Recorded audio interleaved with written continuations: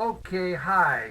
So this recording is the first of two for the class Citizens Participation in Government, scheduled for September 18th.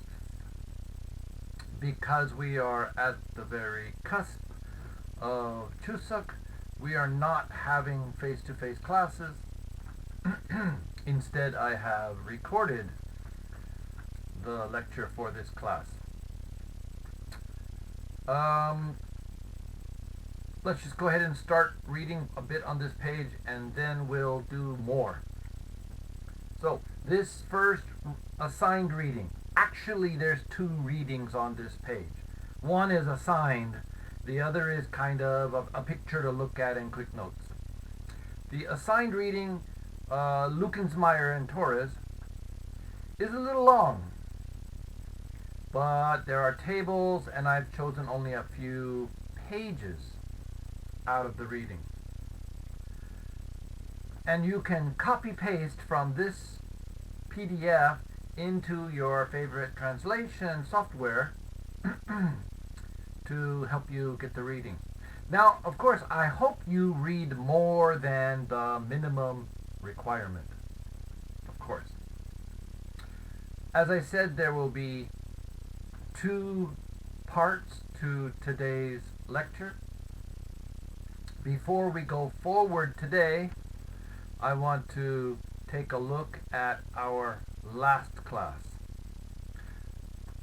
Last class we talked about citizens, residents, nationality, ethnicity, the idea that English has kind of confused the meaning of things a little bit. That was not an accident. Americans did it because they wanted to show that we are a nation of immigrants, that your previous nationality, religion, country, language were all unimportant. That when you come to America, you are now Americans.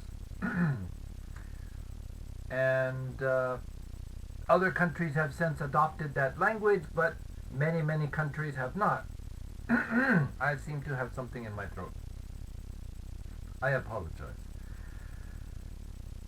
And so the discussion then was various ways that we could envision the idea of citizenship for Korea and nationality for Korea, in terms of who has left the ground of Korea, or the ground of Korea has left them, but by blood, by culture, we can say ethnically, they consider themselves Korean. The question of, well, when Korea was divided north and south, is nationality and citizenship the same? The fact that we have people coming into Korea, or born of different parents, we could say mixed blood, are they Korean? So that's basically a very quick 1-minute review of last class. And of course, I hope you go back and look. Now I'm going to back up, go back to our class, and point to lower in the class, in the reading, that says, each week one student will write the key points from class, kind of make a report. And they put their written notes on the 자유게시판, and they should do that by Wednesday. And then the beginning of class, that student will orally, speaking, report basically their notes. And then all students and me can ask questions to make sure we understand, to check if there's something missing from those notes, or something that might be confused. All right, so that's kind of a review. One person taking notes doesn't mean everybody else doesn't take notes. Everybody should be taking notes. This is just a kind of report. And everybody can look at their notes and compare it to the report. Maybe your notes have something the report does not. Maybe the report has something your notes do not. So we can plan to spend 10 or 15 minutes, maybe, at the beginning of class, talking about the past and asking questions and getting that resolved. Now, I kind of think that the presentation report will take 5 to 10 minutes. Okay? Probably not more than 10 minutes, but we might take longer to discuss it. I forgot to start my clock. All right. The other thing I wanted to point to is that the next class reading is already available. As it points out, we'll start the class with a student report. The next reading is a very famous article. It's often called Arnstein's Ladder. And you'll see that there are two versions of it here. They are the same. One is a scan of the original print. I converted that scan into OCR. It means copy paste possible in a PDF, but it doesn't read very well. The other version is what somebody typed and put on a web page, and I printed that web page as a PDF. And as I make a note below, that PDF that is available here, you can also access it directly online. I hope it's still working. 3, 2, 1. Yes, it's still working. Don't worry, you're not seeing the whole screen right now. It's there. Don't worry. So, before the 25th, you should also read this and be ready to discuss it. And I've given some notes here because I'm so kind. And the comments I make today, I also include in the comments for the next class. Okay? Basically, we can call it the OECD version.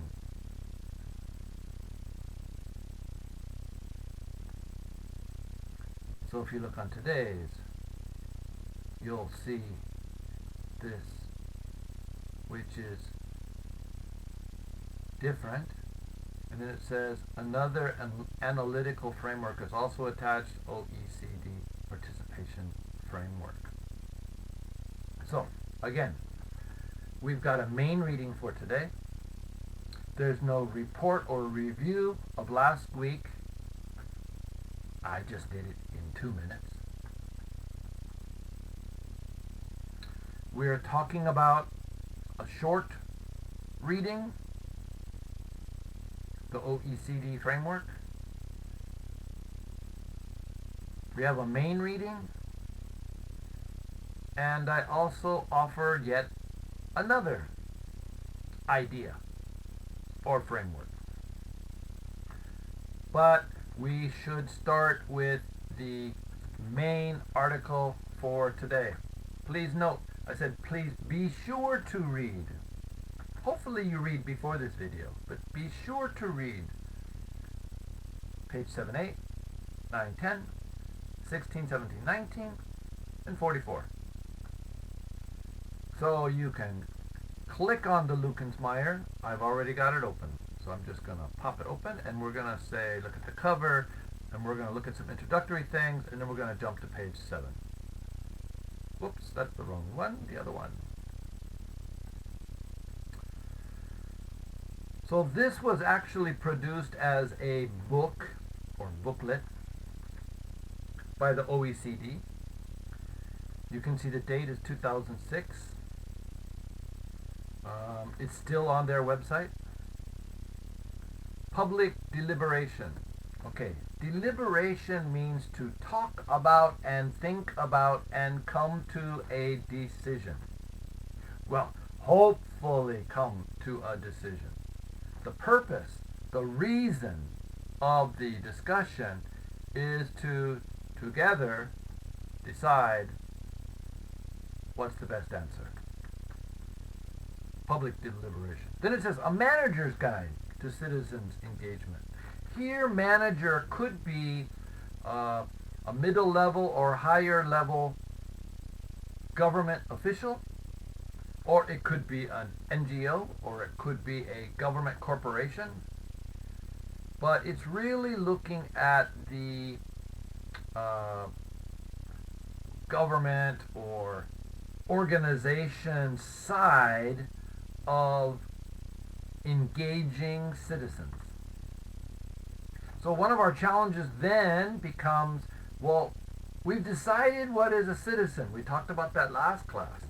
What is engagement? I mentioned in class 2 weeks ago the idea of engage as in connect, such as engaging the clutch in the car. If you have a gear shift car and you step on the clutch, you are disconnecting the engine from the wheels. The engine is moving, but you could be stopped and the wheels are not moving. But when you take your foot off the clutch pedal, you are actually connecting the engine to the wheels. And if you do it too fast, but if you do it slowly, then it spins and slides and comes together. And finally, the engine and the wheels are moving with the same number of revolutions, same number of spins. Now you have gears, step on the clutch, change the gears, but from engine to the front of the transmission, the gears are going the same speed. What happens inside the gearbox is a different question, and the gearbox is connected to the wheels that move the car. So engagement means connection where it makes things work. So how do we get citizens closely involved in the work that we do? That's the focus. That's the cover, and you can see it was written by Carolyn Lukensmeyer and Lars Hasselblad-Torres. Now, I don't know if that should be written as Hasselblad-Torres as one name or separate. I can't say. America Speaks is an NGO. Okay? It's not a government agency. It's an NGO that is filled with researchers and staff to help organize citizen engagement. So they work on a theoretical side, they have researchers, and they work on a practical side as a service provider to help facilitate citizen engagement. So part of what we're going to read in here is the America Speaks model, and part of what we're going to read here is a bit more broader theoretical, what's the idea of citizens engagement. So the OECD asked America Speaks as an organization to put this together. That's why it's called, if you turn your head sideways, you can read it says Collaboration Series. And it was funded by the IBM Center for Business of Government. We see it in Korea too. Many large corporations are expected to do this kind of public service by funding things, doing things. So here's the inside cover. It's a little more technical, but same information. Table of contents, you can look at it if you wish. The foreword means the very front part of the book that kind of introduces the book, introduces the authors, introduces the why. The foreword is written by somebody else, not the authors, not the researchers, not the editors, somebody else.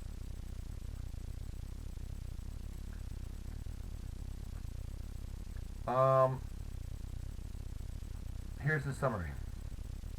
Whoops. Traditional approaches to citizen engagement. How did we usually try to get citizens involved? Have been one way. Citizen testimony at hearings. The city opens up a hearing and says, we want to hear what citizens think. You get 15 minutes. There's your mic. Or you get 5 minutes. Or you get 2 minutes. Go ahead and talk. Register to talk. Right? Now, it's one way in that there's one manager, the city, designs the system, and it's not two-way where the city is not really expected to answer each person. It's not really question and answer. It's more of a one person saying, I think this, and the next person saying, I think that. They could be individual citizens, they could be businesses. It's a designed public hearing. As it says, but in recent years, other approaches have evolved. Slowly, things have adjusted and changed that encourage, that foster an active two-way dialogue. That is, citizens or business talking to government and government talking back. And is this what you mean? No, we're thinking of that. Well, what about this? Well, that might work, but how about? Okay, so that's kind of the earliest background to this.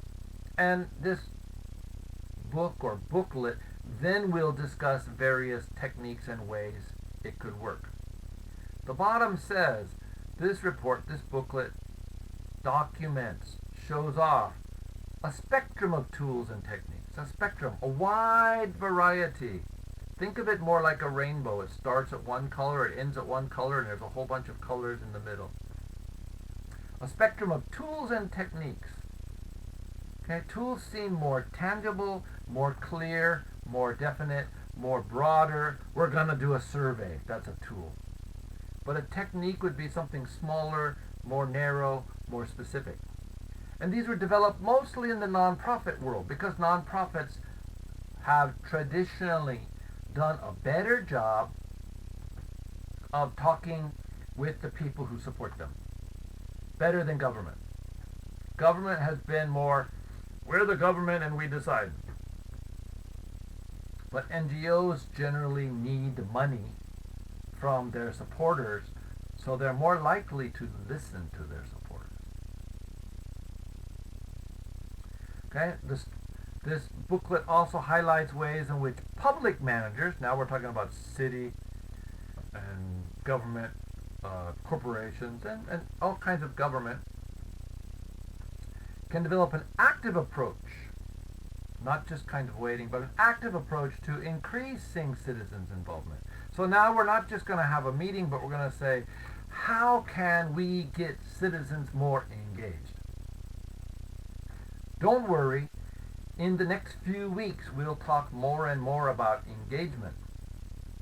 That's the idea behind a citizen's ladder. It's a ladder of engagement.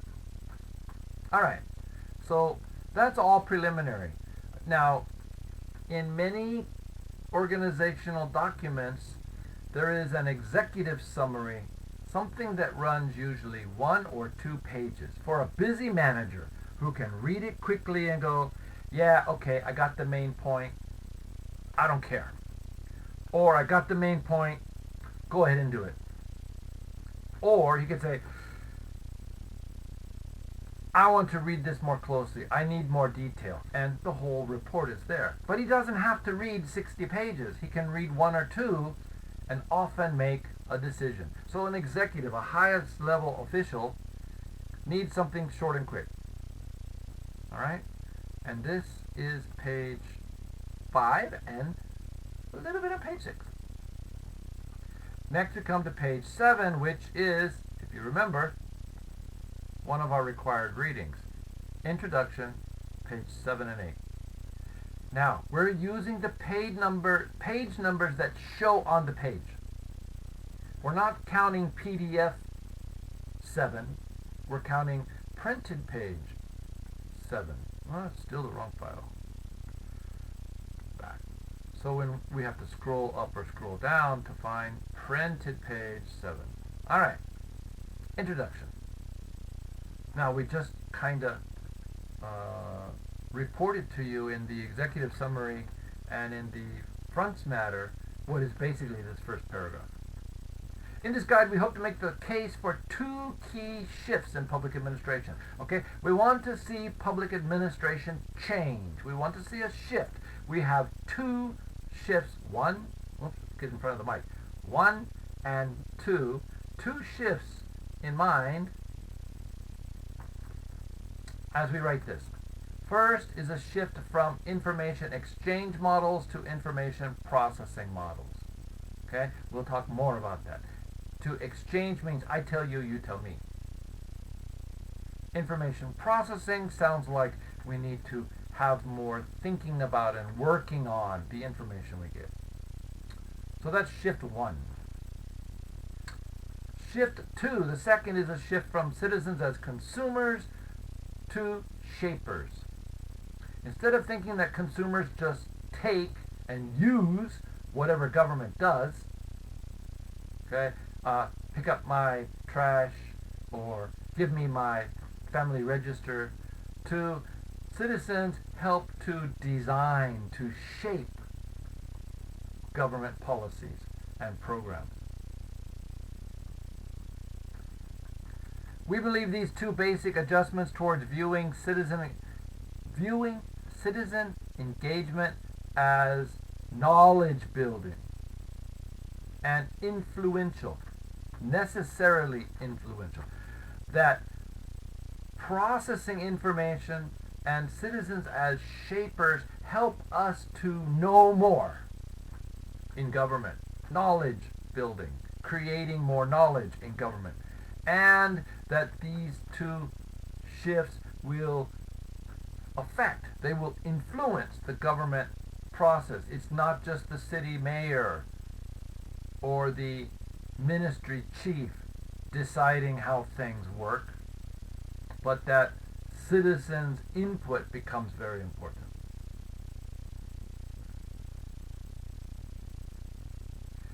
Here in this article, we distinguish citizen engagement from citizen participation. Now, our class is called Citizen Participation.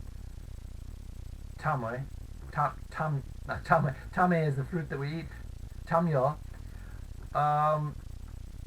Shimin tamyo. Partly because engagement is a newer word. Engagement is a word that wasn't used a whole lot before, let's say, 1990 or so. Citizen engagement. Not used a whole lot, and really came to the forefront around the new century, around the year 2000 and later. This book was written in 2006. It was considered to be fairly much leading. It was kind of almost new information. It wasn't well known. That's why we needed to make a book. So engagement is somehow different from participation.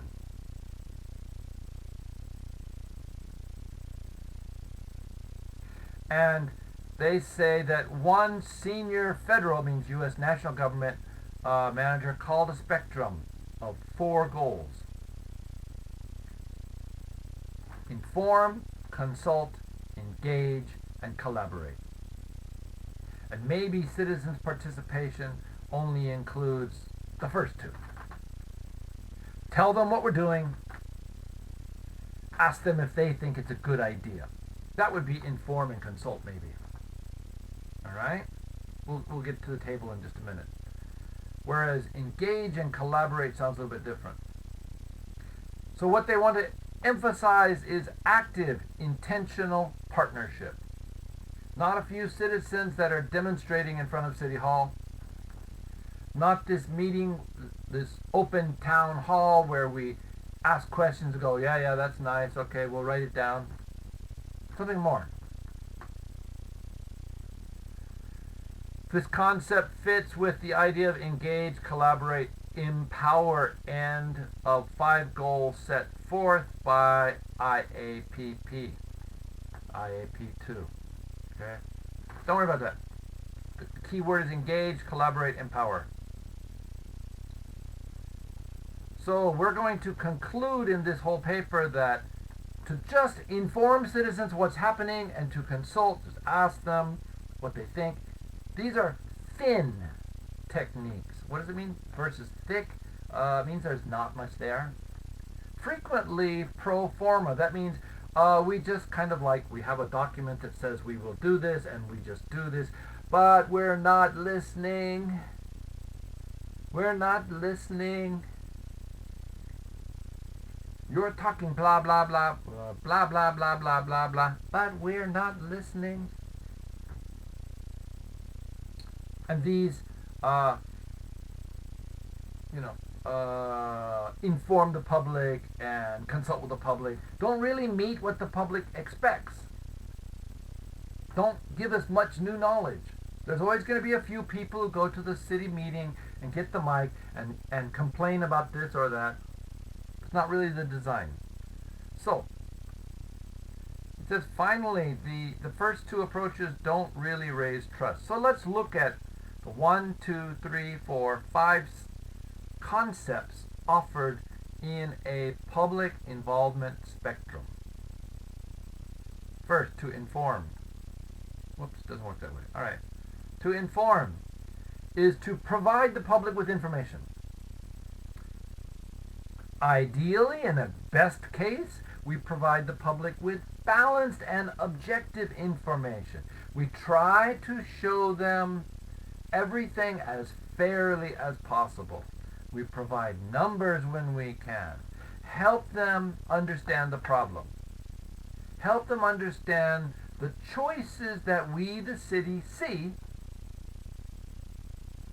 and help them understand what we are going to do for them. That's informed. I didn't actually ask the citizens anything. I didn't give them any power.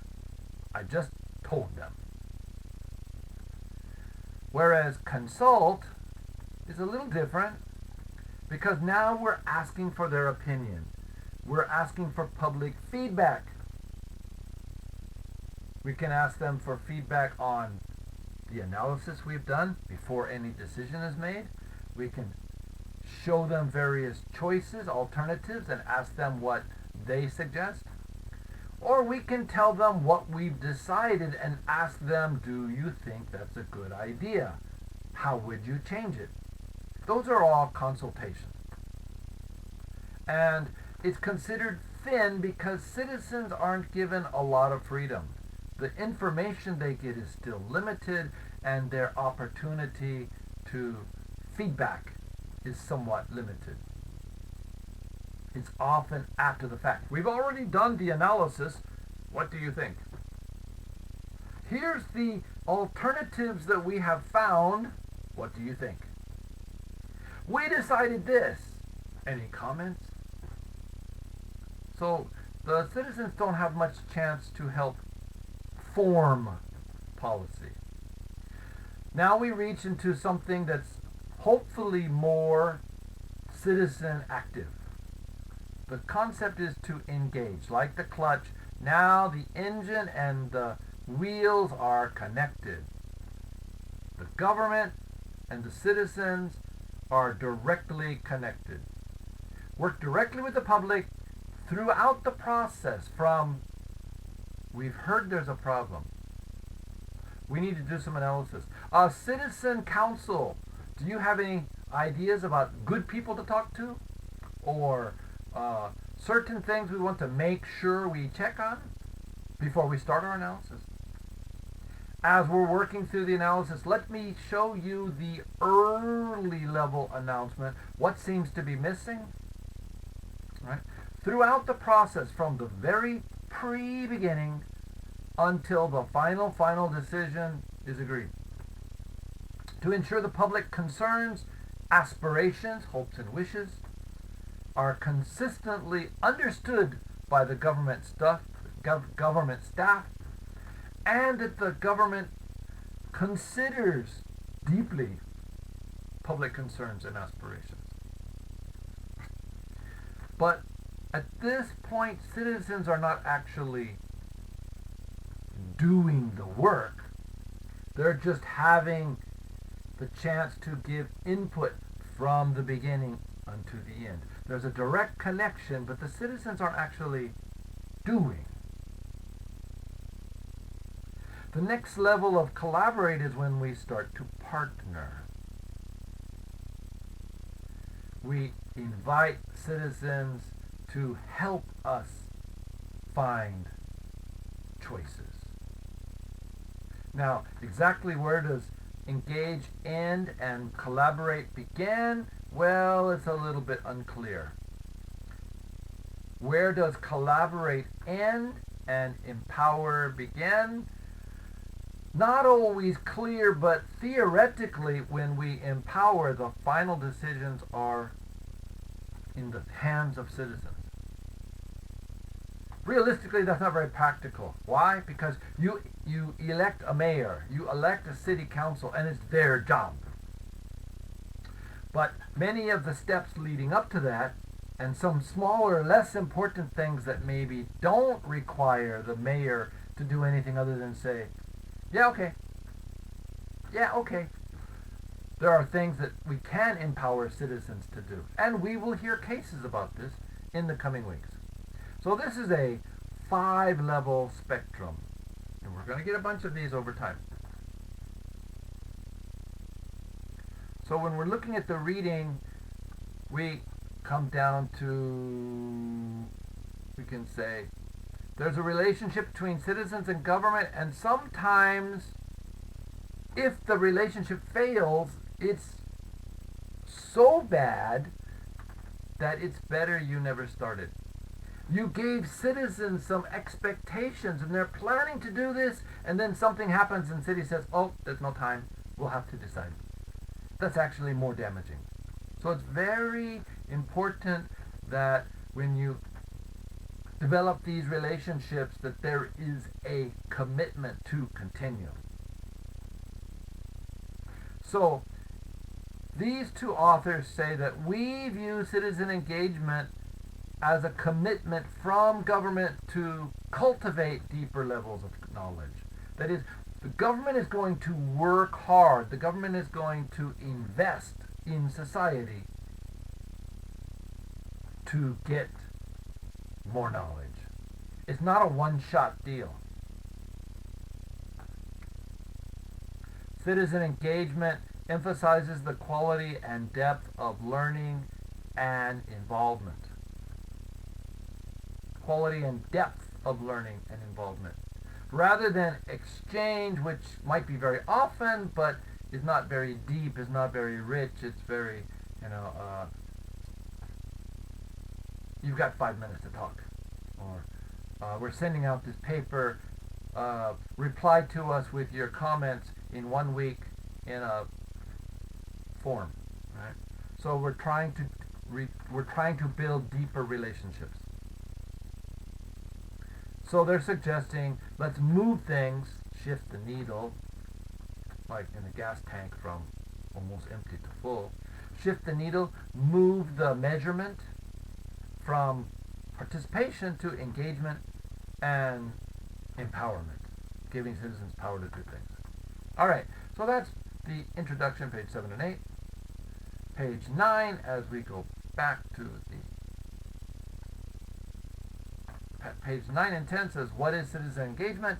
Here is our first major definition of citizen engagement. And your graduate students, you should be used to this.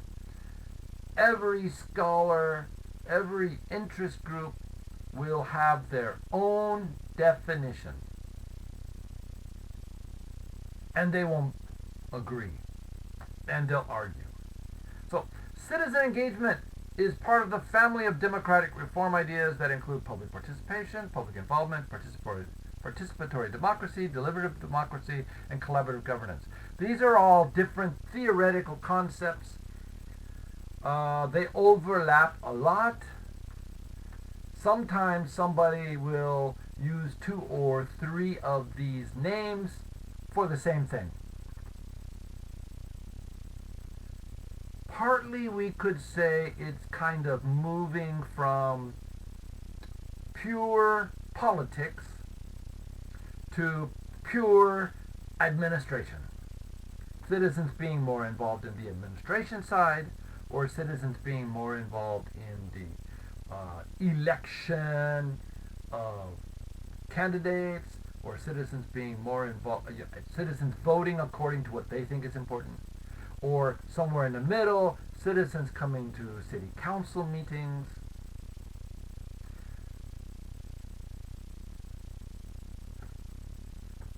Often in this new era, these words are connected to online, right? Online town hall kind of thing. But it doesn't have to be.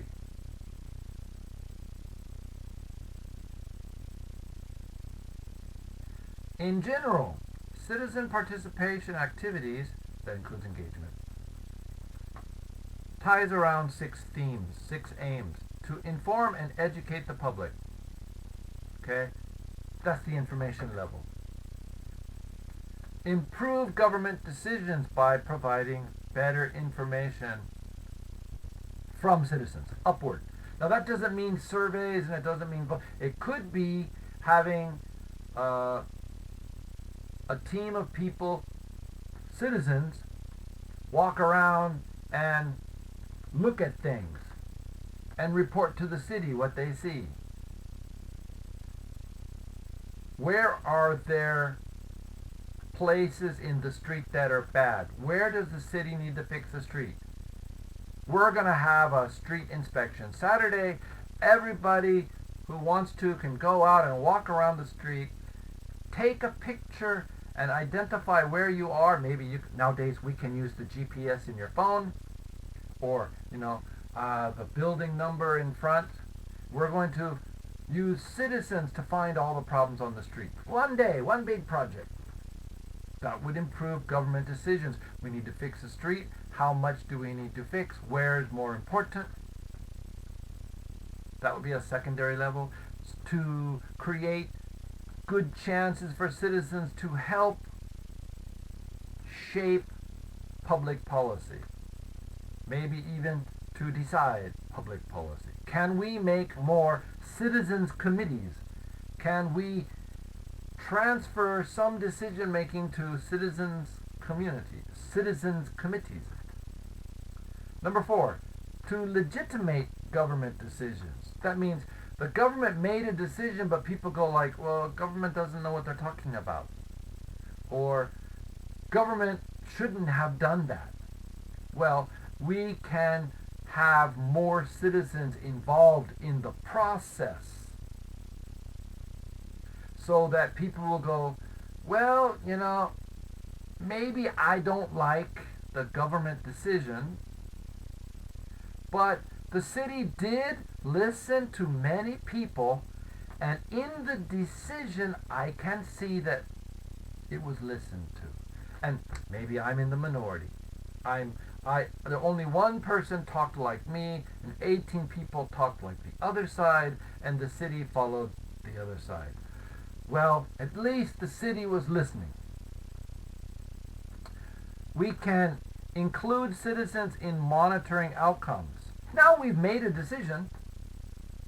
Did the decision work? Are things better? Well, let's have citizens give us feedback. Let's have citizens go out and count. Let's have citizens go check. Remember those photographs you took 1 month ago of the holes in the street? We want you to go back and take a picture of that same place. And if it's fixed,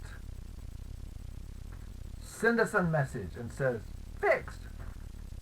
And if it's not fixed, send us a photograph.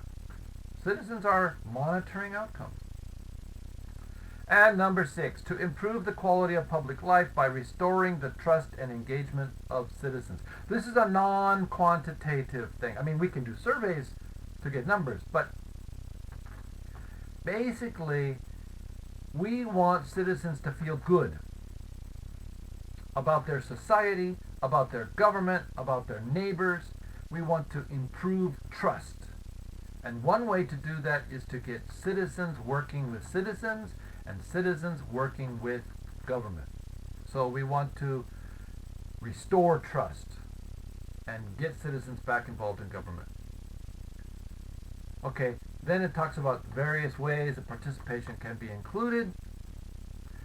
Here we're going to talk mostly about information processing over exchange and empowerment over communication. As we mentioned, and it says see table 2 on page 10. We're going to look at that in a couple of minutes. Now we have to be careful. Here it says when we speak of citizen engagement, we'll be referring to forums that bring the general impacted public into partnership. Be careful, because forum is sometimes thought of as being like a round table where a few people get together and talk. But forum only means some kind of place. Could be Facebook. Any environment where things come together. Okay? So it could be an online session, it could be a community meeting, it could be online chat room, text chat, whatever. But we're going to try to find ways that bring the public into partnership with decision making, with decision makers. Partnership with decision makers. I can't draw it today. Through dialogue-based processes. That means we're talking. Not just a quick survey, but we're talking. And we're listening to each other. At all points on the policy development continuum, from the very beginning, is there a problem? To the very end. So we've done this. How well did it work? Do we need to change the policy? Every step along the way, which they call agenda setting, policy design, and implementation.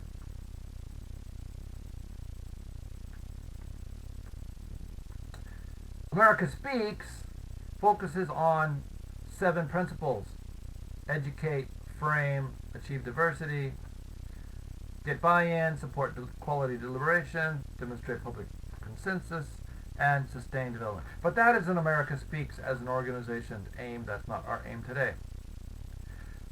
Table 2 is our aim. Characteristics of information exchange versus information processing. We've talked about this. This is a key theme in this reading. Information exchange is, for example, public hearings. Information processing, they're giving the example of deliberative forums. So let's contrast these one by one. Information exchange is speaker focused. It's my time to talk. I've got the mic and you gave me 3 minutes. I'm talking, I'm talking, I'm talking. You government, you should be listening. Right? Or could be the government has the mic and they're talking and they're talking and they're talking. And they might not be talking about the same thing. The public speaker, the government speaker might not be the same thing. But in information processing models, it's participant focused. That means everybody in the room is important. And when it's your turn to talk, it's his turn to listen. Everybody in the room is engaged. Information processing models often have experts delivering information. That could be a citizen, but more likely it's a government official who says, "We're here to tell you what we're working on today." But in a processing model, citizens then say, "Yes, but what about," or "How did you measure this?" And experts don't just say, "Oh, that's a very good question, and I'll report back to the city next month." No, right now, right here, answer my question. That will be more processing. We are deliberating. We are thinking with the aim of making a better decision. In a public hearing, citizens complain. They voice their own concerns, their own ideas. But in a processing model, citizens share concerns, share ideas, and maybe in the course of the meeting, the citizens will say, okay, so yeah, that's important, but this is more important, and this is so we're going to rank them 1, 2, 3, 4, 5. The citizens are part of this decision process.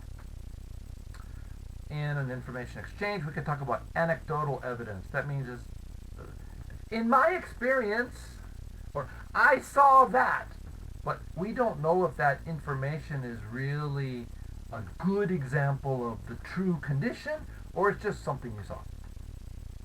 But in information processing models, there's more broader information available. Information exchange often engages the usual suspects. Okay? That means people the government already knows. We call them in for a meeting. Well, we know you, and you've been involved in this kind of issue in the past, so we're going to call you into a meeting. Right? So the same few people are speaking for the whole society. But in a processing model, the city works hard to find people who aren't usually involved, but should be. This issue affects them, but they don't usually talk. Okay? Especially efforts to reach the underrepresented, the people who are, for example, because of their language or their age or their income, are usually not involved. Information exchange models usually don't have group discussions. You talk, we listen, we take notes, we'll get back to you next month. We government talk, you citizens listen, there's no discussion. But in a processing model, we have a facilitator, that is somebody who's not already decided they want to be this side or that side. Somebody who's there, their job is to help the sides talk. Alright, so that's pretty much the next part of our reading. Now, we can skip this. That's America Speaks. And we are going to the next page, which is Putting Citizen Engagement into Practice, 16, 17, and 19. So let's go ahead and go to 16, 17, and 19. 11, 12, 13, 14, 15, 16. All right, so we have decided on this idea, maybe this ideal, perfect case, of citizen engagement. Nice idea. How do we do it? Okay, so it starts off by saying, yeah, what we talked about before was kind of broad, kind of vague. But this section lays out a framework how it can be done. Now, I'm not asking you to adopt this framework because different organizations use different models. They said that the framework here draws heavily from the OECD guide prepared in 2003. Well, guess what? We're going to look at an OECD guide. But that OECD guide is not exactly the same as this one. So the OECD framework is composed of 4 levels of participation activities: communication, consultation, engagement, and in collaboration. Now that's 4. Communication, consultation, engagement, collaboration. Remember the previous page?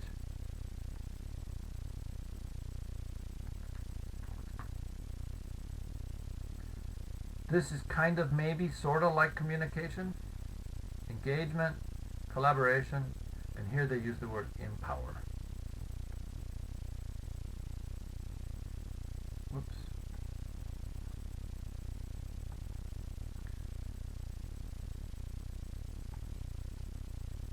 Communication, consultation, engagement, and here they use the word collaboration. A little bit different than engagement. A little bit different than empowerment. Then they say, later, engagement will serve as the central focus for our recommendations. Now, why would they do that? Well, if you consider that we're at step A, and we hope to go to step E, can we go directly from A to E? That might be too difficult.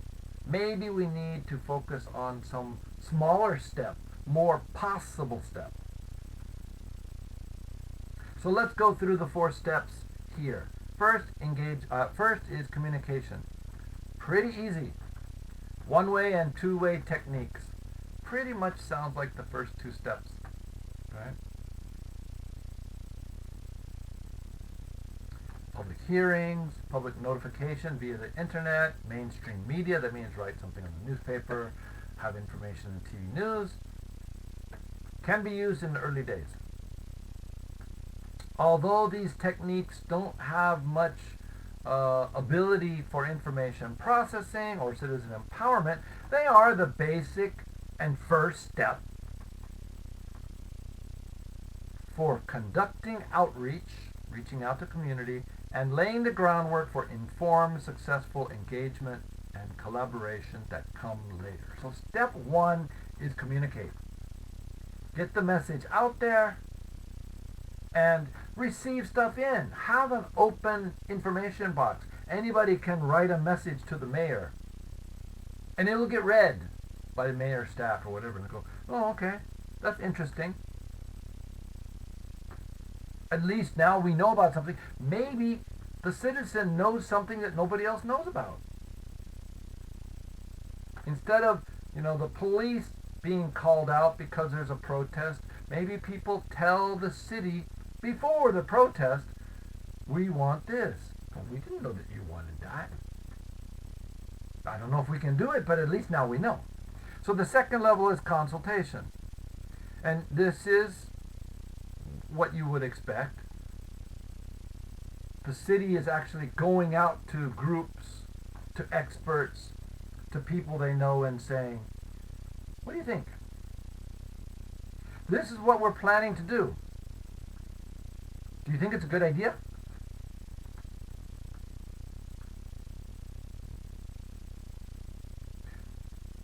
The UK Code of Written Practice on Consultation says the main purpose is to improve decision making by ensuring that we know about the views and experiences of people who are affected. Consultation is pretty easy. Not everybody does it. It takes time. Maybe you could say it wastes time. Engagement, the word we've been talking about tonight, well, it's my tonight. Engagement creates space for the general public to meaningfully influence the policy and program development activities of government. What the heck does that mean? To make space, to create space. This is very much political speak. Through the tools of deliberation, engagement strategies seek to build public understanding of the values driving decision-making, the basic facts informing policy analysis and program design, the interest at play, and the trade-offs implicit with any decision. This is rubbish. This is garbage. This is nonsense talk. This is bureaucratic bullshit. What do they really mean? Engagement means creating a situation where citizens are part of the process. Citizens feel included. They feel like whatever information they provide will be listened to, and that when the city needs to make decisions, they are actively hoping to get good information from citizens. Now, in these days, I will often talk about city because most of our students are interested in local government. The same is true at the national level. The same is true with the nonprofit organization that is nationwide or local. The Senior Citizen Center in this neighborhood that is funded by the city and has a couple of city staff and a few volunteers. It's the same kind of thing. Are the people who are using this service, the citizens, the members of the Senior Citizens Center, are they able to communicate fully, get their ideas heard, feel like they are part of the process. Doesn't mean they make the decisions, but at least they feel like they understand what's going on and that they are valued. That's still a step less from collaboration. Collaboration is much higher. But finally, engagement recognizes that the public has a right to influence policy and program development and creates opportunities for exchange between experts and the government and the public. Okay? The aim is to get recommendations that meet public expertise, experience, and they feel like they're part of the process.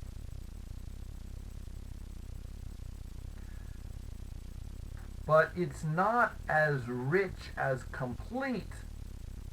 Engagement is not as much as collaboration, because at collaboration, government actually says, you're our partner, and you are also responsible. You are co-responsible. If something goes wrong, it's not just our fault. So we are sharing the power, sharing the glory, and sharing the responsibility. Collaboration. At this level of involvement, agency staff open the policy and program development to stakeholders and the public. Stakeholders, all those who are impacted. Collaboration explicitly, absolutely recognizes that successful policy will happen and will only happen when the people who are involved, the impacted groups, the experts, policymakers, and public, share power. Share power. In engagement, the citizens are actively involved in the process, but the city makes the decision. But in collaboration, the city is making the decision alongside the committee. If the committee, which includes experts, maybe consultants hired by the city, and citizens who are involved, the stakeholders, and city staff, if that committee comes up to a decision, we would probably expect the city council to follow that decision in an engagement process. But the city might not. The city council might finally say, no, we think that these particular facts that you mentioned are much more important. Or because of budget concerns, we're not going to do it. But in a collaboration process, it becomes very difficult for the city council or the mayor or the department head to just say, well, yeah, that's what you said, but no. Because the collaboration means that we are co-responsible. All right, so collaboration is the highest level in this particular scenario. And they give us a table. 4 levels of involvement: information, consultation, engagement, collaboration. Now, everybody makes their tables differently. I kind of feel like this table is upside down, me personally, because we said that information is the first layer and that it's basically absolutely needed for anything else to happen. So I feel like it should be at the bottom of the table. It's kind of the foundation, and we build on that. And then consultation. Well, to have engagement, we're going to have some level of consultation. But maybe when you say engagement, all those old consultation rules go out. I'm not sure. I kind of feel like information should be at the bottom of the table, then consultation, then engagement, and then collaboration. I don't need to read this table because you can see it. The description is pretty much what I've just said. The goals talk about what we hope to do. The strategies is how we think we can do it. Strategy is very broad. And then tools are the things we actually use, some people call them techniques, the things we actually use in order to make the strategy happen. So written communication could include opinion polls and surveys, could include poster and media campaign, well, that kind of visual communication. So they've got 4 types. But there could be 3 or 4 or 5 tools for one strategy. All right. So that is the 3rd section, page 16, 17. Then there's page 19 that follows that. Back to finding that page. And page 19 basically says, how do we choose which engagement technique? Remember we talked about strategies and tools, and then techniques are usually smaller. So they ask a question,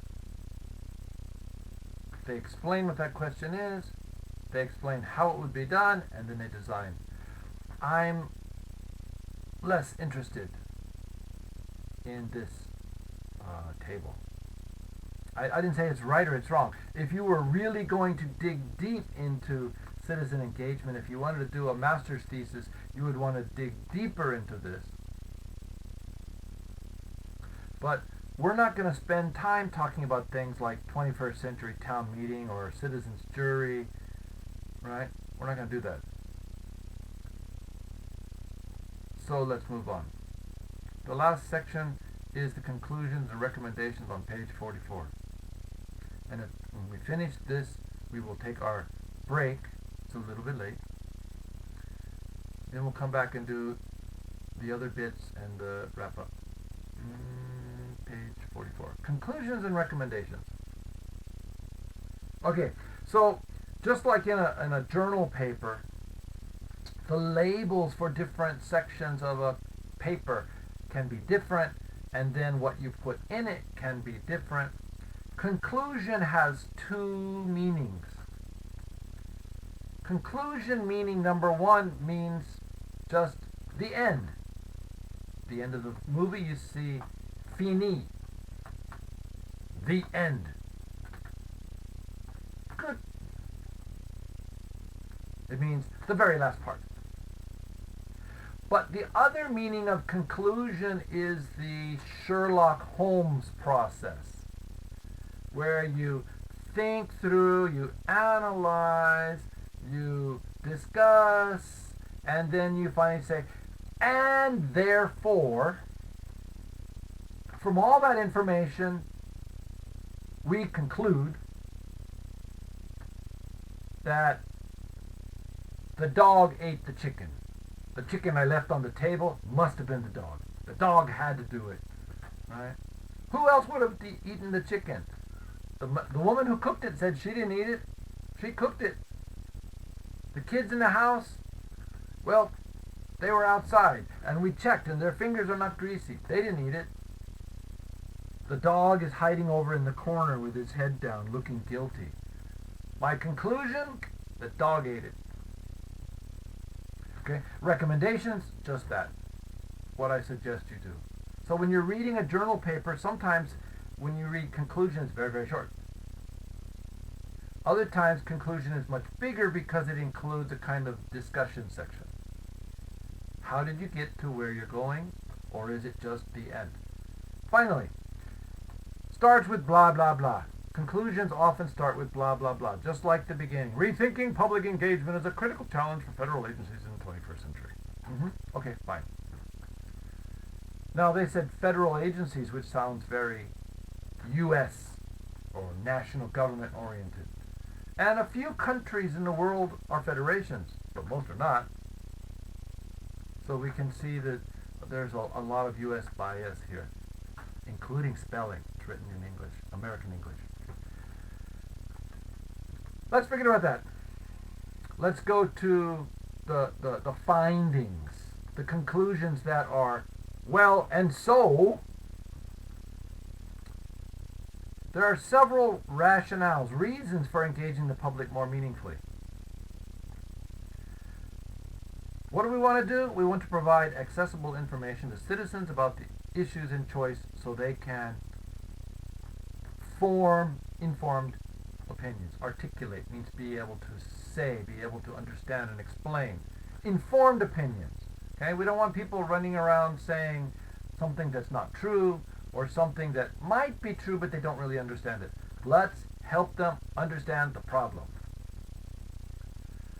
One of our purposes is to present the policy question in a way that's fair, unbiased, not pro this group or anti that group, not in favor of government or in favor of this political party, but an unbiased presentation of the issue in a way that helps citizens to understand why government's having a hard time, help citizens wrestle with the question, struggle with the same choices. They don't just say, oh, the easy answer is this. Why didn't you do that? No, we're going to show you all the problems involved. You go, oh yeah, it really is difficult. I didn't know that. Okay, so then if they don't win, if they don't get what they want, at least they understand better that it wasn't an easy choice. That this engagement process should involve a demographically representative group. All the different parts of society, the old people, the young people, the rich people, the poor people, the people that work night jobs, the people that have non-permanent jobs, the people who are still in school, the people who have graduated from university and given up looking for jobs. All the different types of people in society. Women, men, children. Maybe children have a good opinion. They don't know everything, but children's perspective could be very useful. So we want to get all different types of society included. A demographically representative can mean that all the different groups have somebody. It could mean that groups have representation according to size. So there are very few 80-year-old woman smokers in Daegu. There are a few, but there's not very many. There's a lot more 80-year-old women who don't smoke, I think.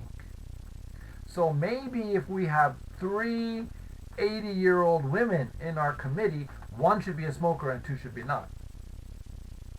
But maybe I'm wrong.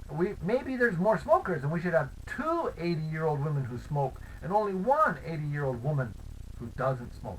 Anyway, we try to make our community of respondents, the people who are joining in this process, represent the society.